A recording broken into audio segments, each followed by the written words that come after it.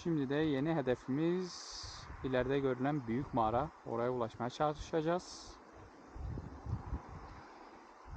Bayağı uzun bir yolumuz var ve tırmanmamız gerekecek. Bir an önce yola koyulalım.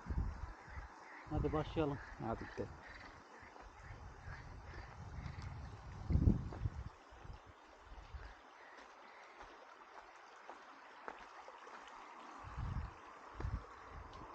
Buradan tam görünmüyor olabilir ama devasal bir mağara var orada. Şuradan mı gitsek? Şuradan mı? Yoldan gidelim. Hazır yol açmışlar. Oradan gidelim.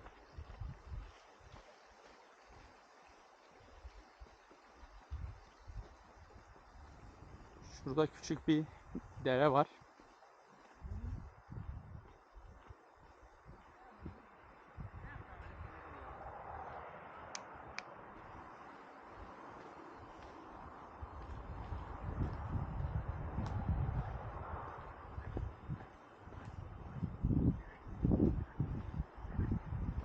Evet. Çok güzel bir dere var burada. Ama tabii insanımız her zaman olduğu gibi girdiği yeri kirletiyor.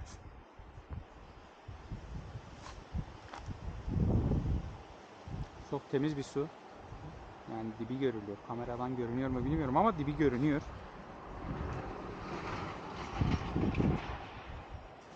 Aslında bir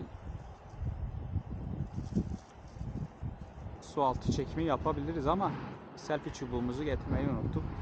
Ve ışık da yani çok ideal bir ışık değil. O yüzden su altı çekimi sıkıntılı olabilir. Neyse biz o zaman mağaraya doğru tekrar bir yol alalım.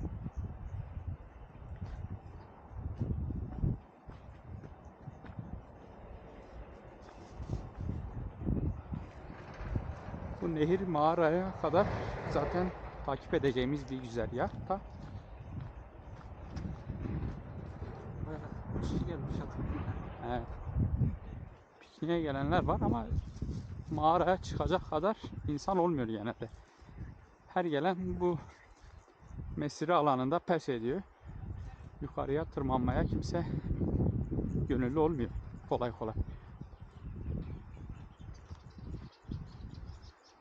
Bakalım kaç kişi var yukarıda, çıktığımızda göreceğiz. Yani burada 2-3 tane mağara var ama bizim gideceğimiz buranın en büyük mağarası. Hı hı.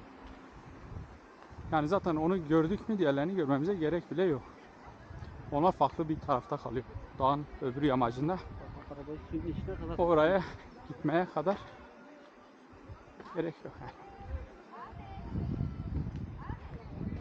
Evet. Günübirlikçiler, piknikçiler her yerdeler.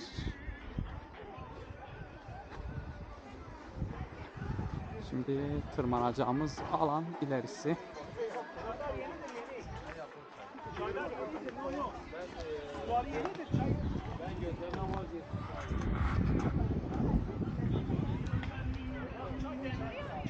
Tırmanmaya buradan başlayacağız. Şöyle bir şey de göstereyim. Şuradan. Minik arkadaşımız Murat Gelin Damı'ndan atlayamamış. Ne kadar görünüyor bilmiyorum ama su mağaranın altından devam ediyor. Bakacağım.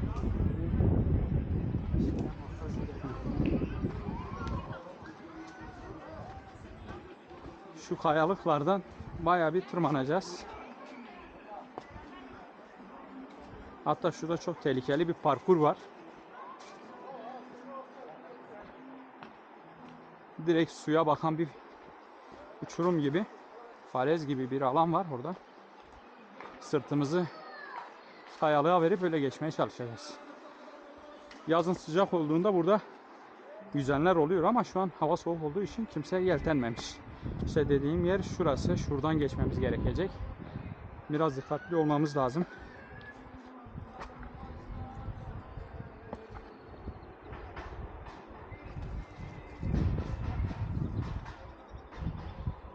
Şimdi size bir su altı mağarası da göstereceğim.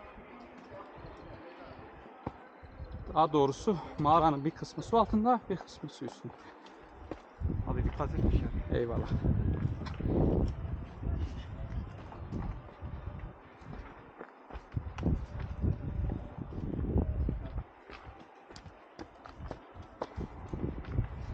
Şurası. Şuradan bakalım nasıl geçeceğiz.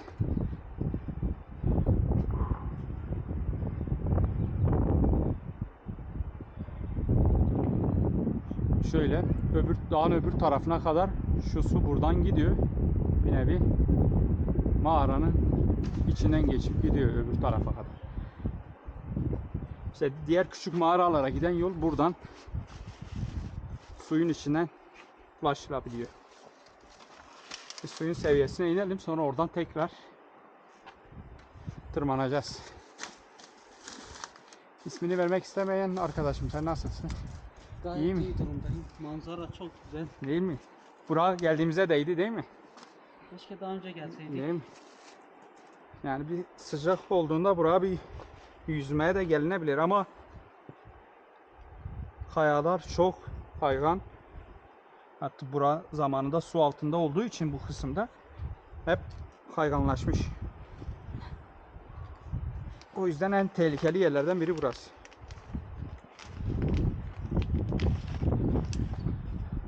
Kayıyorum. Tabi buralar tarihi alan. Daha önce burada ilk çağlardan beri yaşayan insanlar olmuş, topluluklar var. Onlara ait izler de var fakat şu an onu bulabilecek durumda değiliz. Birkaç yerde işaretler vardı, resimler vardı, mağara resimleri ama Ama bu manzara her şeyde. değil mi? Şu an bu manzara, suyun rengi olsun, kayalıklar olsun mükemmel. İleride suyun kaynağı Evet, görünüyor. suyun kaynağı. Hayır, oradan daha devam ediyor. Oradan da şey oluyor. Oradan da başka bir kaynak Acaba derinliği geliyor çok da. var mı buranın? Yani şu an sanki derinliği var gibi ama yazın daha şey oluyor. Şu an içinde balıklar da var hatta. Bayağı derin görünüyor. Evet. Ama biraz daha sıcak olduğunda şey olacaktır. Yani Haziran, Temmuz gibi su seviyesi düşer. Zaten su seviyesi zamana şu kayalıkların üstüne kadar geliyormuş. Demek ki o kayganlık var. Şuradan tırmanacağız. Çok kaygan. Bu kayalıklar çok sağlam değil. O yüzden dikkatli olmak gerekiyor. Çatlaklar var. Ha, şuradan şu su geçidinin sonu daha net görünebiliyor.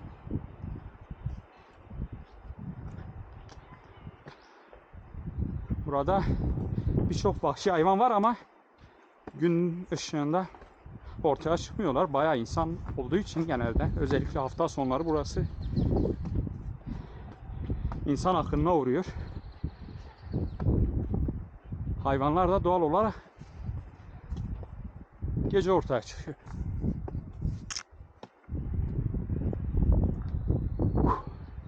Çok var mı ara? Tırmanıyoruz. Yok, çok. Yani en azından şeyi gördük. Sayılır.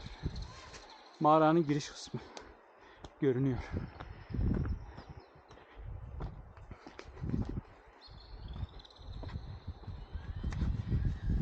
Ben mağarada şu an kimse var mı onu merak ediyorum çünkü. Zannetmiyorum. Kolay kolay kimse gitmiyor. Evet, özellikle gün batmaya yakınken şöyle bir manzarayı göstereyim. Çok güzel. Yani hangi açıdan bakarsanız bakın tablo gibi bir yerden bir manzara sizi buluyor. Doğa sesleri, kuş sesleri, su sesleri zaten. Onları saymıyorum bile. Şu an hafif bir rüzgar da var. Sesim ne kadar net geliyor ondan da emin değilim.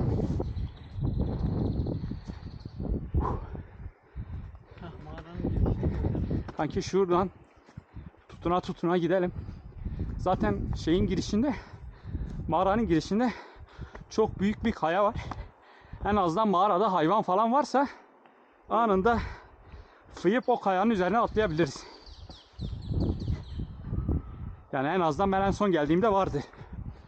Kuş sesleri falan olduğuna göre bayağı bir kuş var burada. Kuş var, yarasalar var. Bak şurada mesela küçük oyuklar var. Bir ara ben buradan bayağı bir yarasanın uçmasına sebep olmuştum. Oradan mı gidiyor? Heh.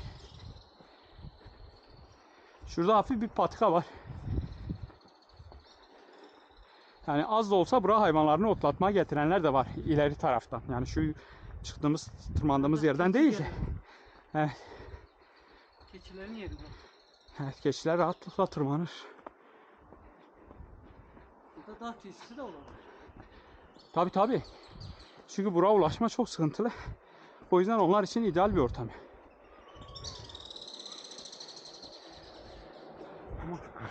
Bayağı devasal kayalıklar var. Evet. Ve renkleri de anlatılmaz. Şu an videoda görünüyor mu bilmiyorum. Rengarenk.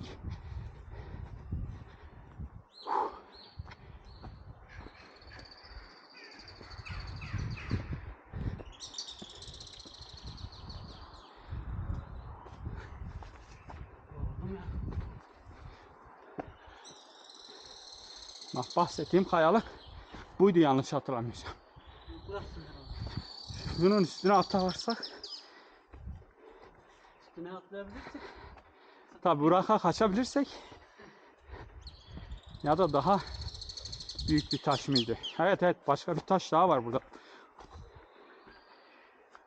Şuradan nasıl inelim? Bayağı yorulduk. Mola mı burası? Yalnız şu an size mağaranın girişini göstermem için alta inip biraz geri çekilmem lazım. Şu bahsettiğim kaya da şuydu.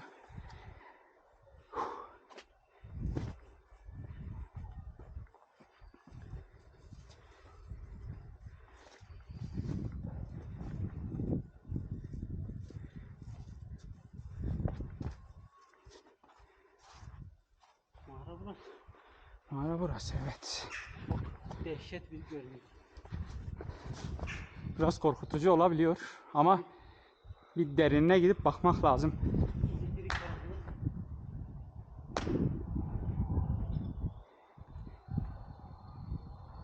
Yani yılan olmadıktan sonra benim için sorun değil ya. Şimdi şeyin girişini göstereyim. Ne kadar görünüyor acaba bilmiyorum ki. Şuradan bir bakayım.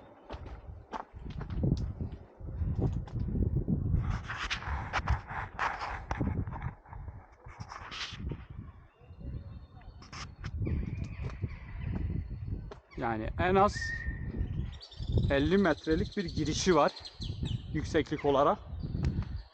En olarak da bir o kadar geniş. Her tarafta kuş yuvaları. Bayağı kuş var, kargalar. Daha ileride yarasalar, serçeler var. Aynen o kayaya çıktık mı kurtuluruz. Şuradan koşup şu karanlıktan gelip şu kayaya tırmanmamız yeterli ama yapabilecek miyiz? Yani inşallah o duruma gelmeyiz ama tamam. Şimdi biz mağaraya girmeden önce biraz soluklanalım. Başladı. En azından bir girip sonunu görelim tamamıyla kararmadan önce. Kuşlar uçuşuyor. Ses olarak en ufak bir efekt koymayacağız. Burada duyacağınız bütün sesler orijinal sesler.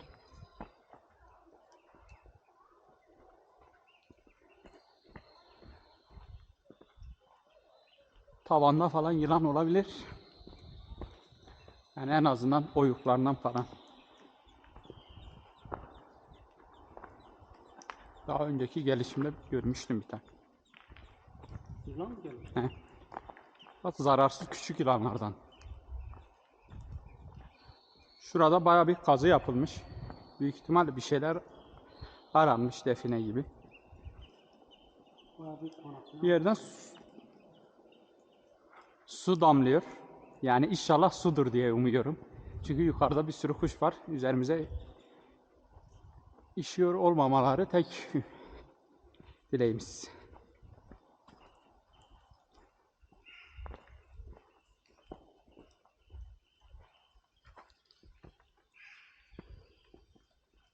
Kanka benim ışık yanıyor mu? Yani diğerini de şey yap. Şimdi burada çok ışık falan belli bitmez. Çünkü hala gün ışığı geliyor ama ileride. Ne kadar ilerlediğimize bir bakalım. Yani bir 30 metre falan, 40 metre geldik.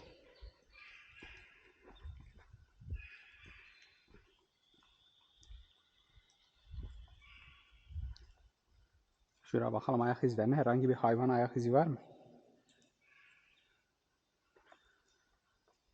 Yok. Tamamen kül gibi bir zemin var.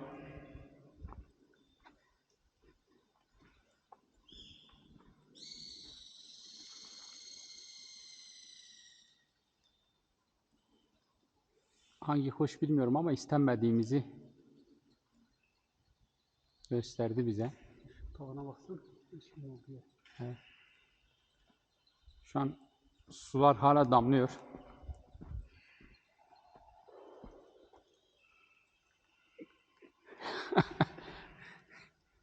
Biraz hafiften tırstık.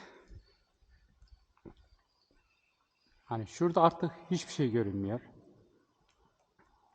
Zaten mağaranın sonu da burası.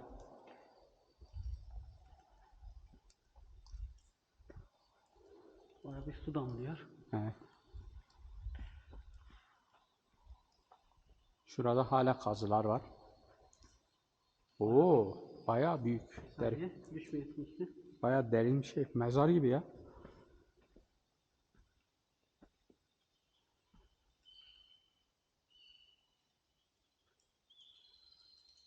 Oraya vursun. Sanki şeyin açık mı? Aha, açık benim. Şu an zaten en son şeyde bir saniye. Bekle önümü göreyim. Hı. Tamam. Evet, mağaranın sonu görünüyor mu? Evet, sanki duvar var orada. Çok da yer kül hep. Yerkül, evet, Nasıl yürürken. bir Bu hale nasıl mantıysa gelmiş? içerisi bu kadar Bu da ayrı nemli bir olmasına rağmen Evet, bu aşağısı nasıl böyle şey kalmış? evet. Sonuna geldik. Yani bir 100-120 metre.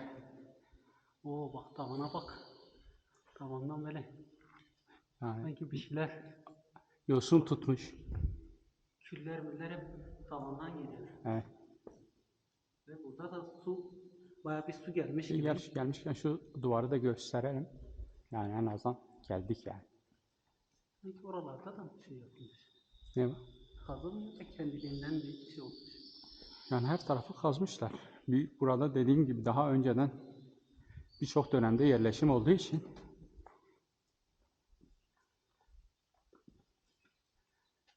evet, sonuna geldik. Bir arkadaşı manzarayı da gösterelim arkadaşlara.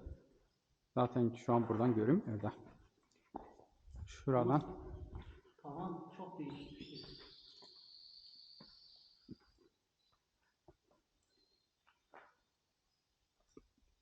şura biraz daha ışık vuralım görünsün tam sonu. Bak şurada sanki şey yok. O başka bir yere mi geçiyor? Yok, kapalı orası. Yani bunun dışarı açılan bir kapısı yok. Herhangi bir küçük oyuklar var. Yani hayvanlar girip çıkabilir. Ha? Burası sanki devam ediyor gibi de. Hayır ya. Bakayım. Çünkü Bak çok da yaklaşma. yok. Oradan insan giremez. Evet. Evet. Hava kararmadan artık yavaş yavaş dönelim. En azından Sesler çok ürkütücü. yani istenmediğimizi belirtiyor. Duyuyorsunuz. Hiç çekinmiyorlar. Şikayetlerini belirtiyorlar. Ama zemini çok değişik bir şey. Evet. Nasıl bir toprak, nasıl bir yapı. Bir önceki videoda da belirttiğimiz üzere bu tarz bir yere gelecekseniz kesinlikle yeni ayakkabınızla gelmeyin. Ve ışıklandırmanız. Evet. Şu an elimizde 3 tane ışık kaynağı olmasına rağmen 5 tane yeterli, ışık kaynağı var. hatta 5, evet, telefon flaşlarımızla birlikte 5 ama yeterli ışığı alabildiğimizi Sağlayamadık. sanmıyorum. O şurada. Yok, tamam, yanlış alan. Ama defineciler uğramış buralara. Tabii tabii.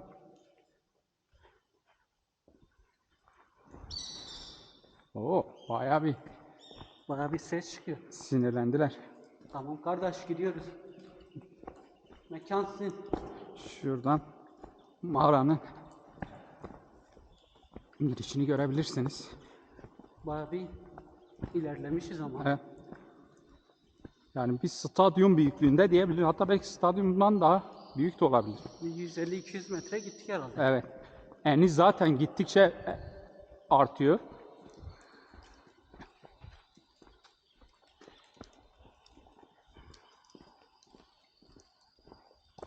Ama duvarlara baksana.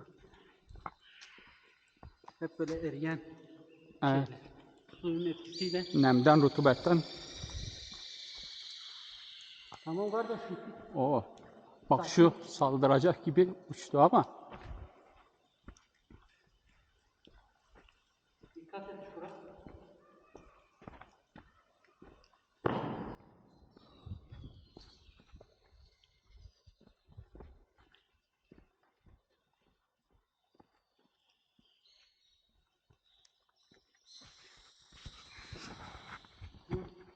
Şimdi bir geriye dönüp bakar mısın? Bakalım. Ne kadar karanlık içerisi. Evet. Hiçbir şey görünmüyor. Ve biz o karanlığın içinden Evet. geldik. Yani bazen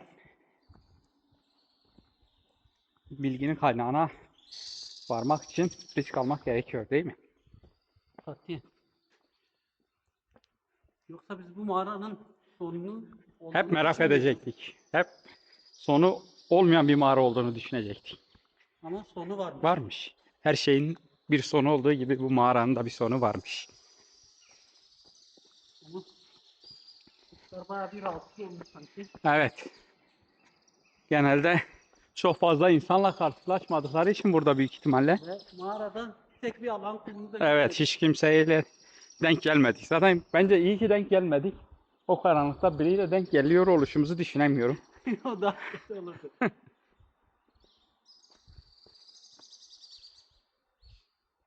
Dikkat et. Şu kayağa tırmanalım. Hop. Şuradan vadinin manzarası.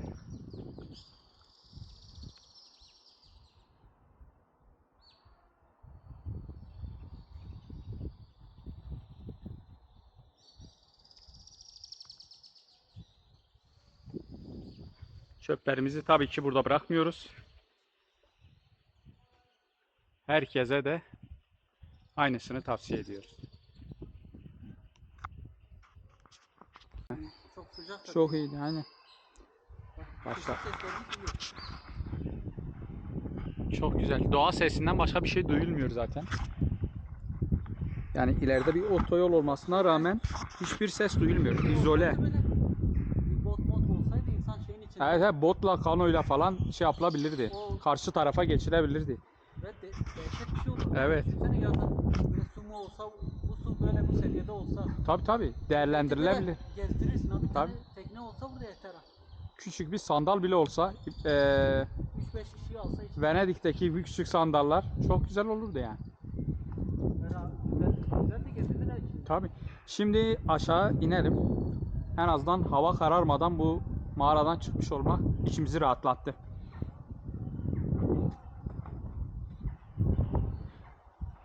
Hop.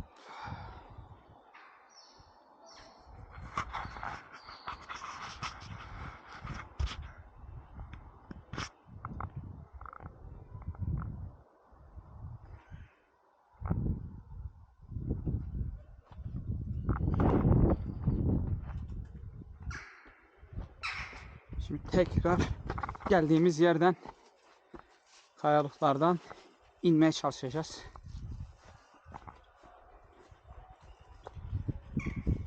Ve iniş manzarasını da size göstereyim şuradan.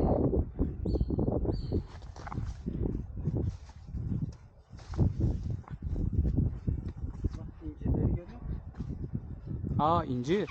Evet. Daha olmamışlar ama burada incir yetişmesi çok ilginç. Tabi burasının nere olduğunu bilmiyoruz değil mi? Yok.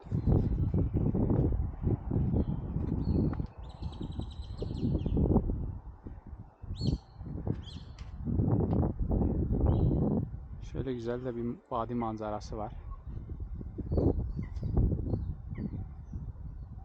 Piknikçi insanlarımız aşağıda.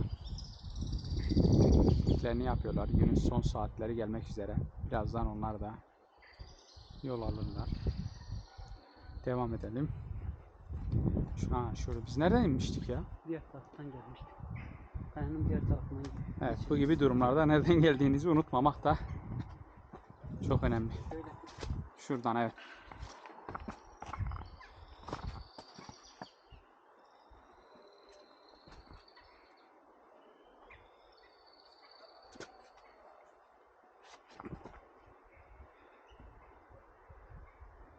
Gelebilecek misin orada? Sen neredesin? Diğer taraftan dolan. Allah Allah. Burada yol vardı.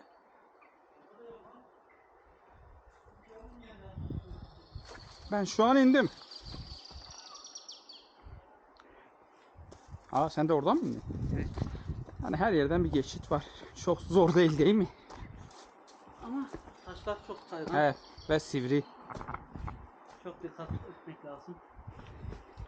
Küçük bir tavsiye daha, böyle kayalık zeminlere tabanı kalın ayakkabılarla gelmeniz daha yararlı olacaktır.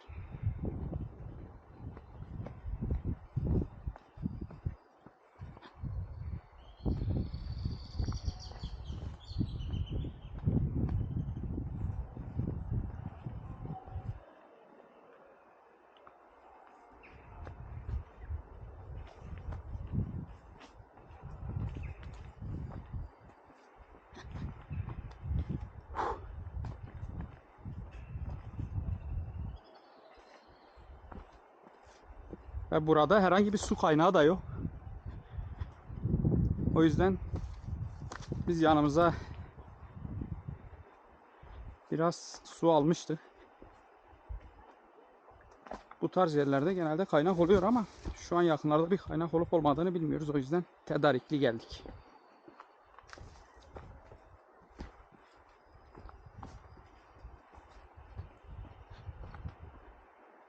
Bunun başka bir yolu yok mu ya aşağı inmeden? Ben sanki başka bir yol hatırlıyorum ama direkt tepeden. Bakayım. Yok.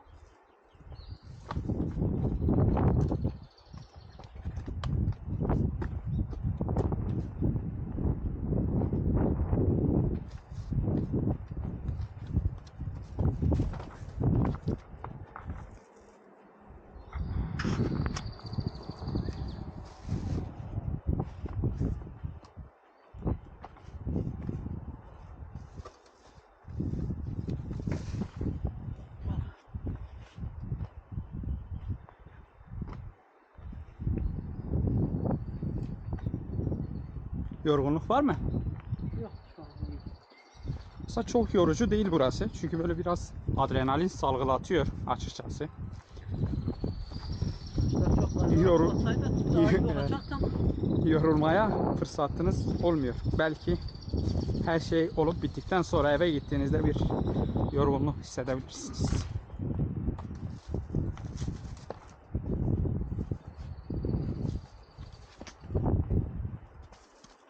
Ben bir sıvıya değdim ama neydi bilmiyorum.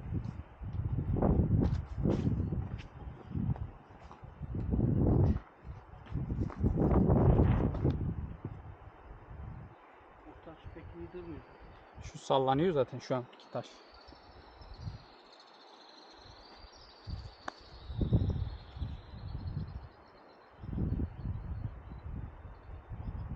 Yani şuradaki kayalar falan hep asılı duruyor yani. Düştü düşecek gibi. Zaten düşen kayalar var. Yani böyle bir doğal güzellik en ufak bir taş oynaması Evet. olduğu vakit yerle bir de olabilir.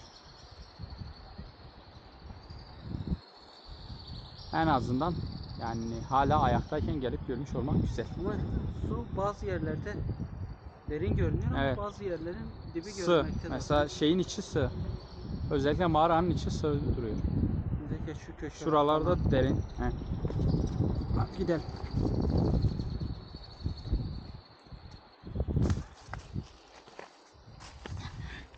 Bir su altı çekimi de deneyeceğim ama çok bir performans beklemiyorum bu ışıkta.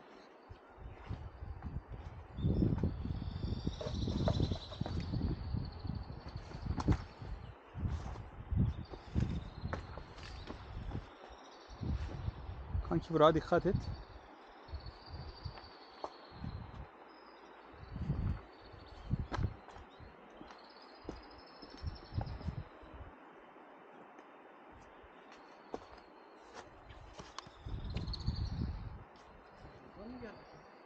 He?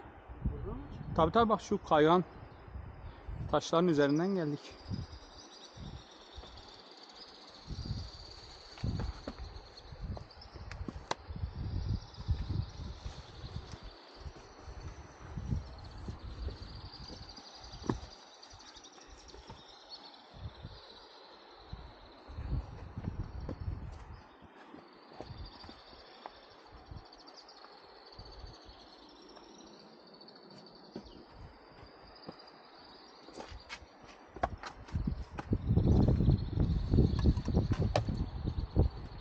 Ne oldu? Hayır. İstiyorsan tut, beni tut. Ben şu an sağlam bir şeye tutulmuş durumda. Suyun içine araç sokulmuş. Amaç nedir? Anlamadım ha.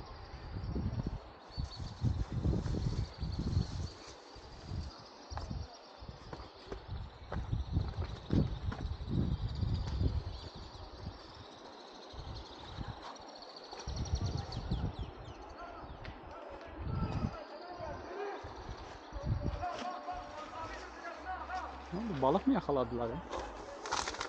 Valla bir tepki gelmiş de. Evet, bir tepki geldi. Büyük bir tepkiydi.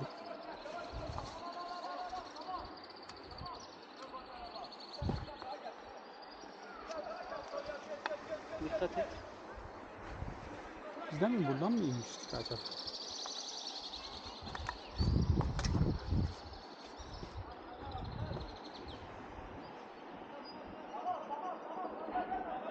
Ha, suyu sudan çıkartmaya çalışıyorlar herhalde.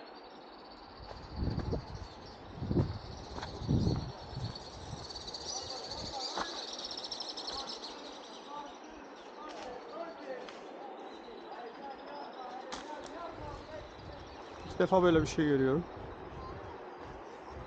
Arabayla suyun Aracı suyun içine çekip bekliyor.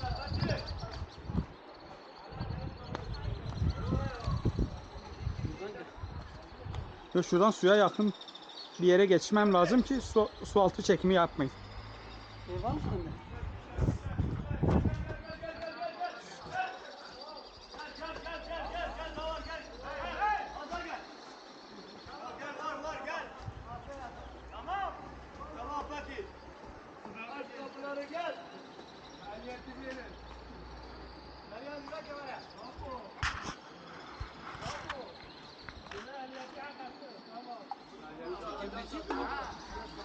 Bakacağım. He? Bakacağım şimdi.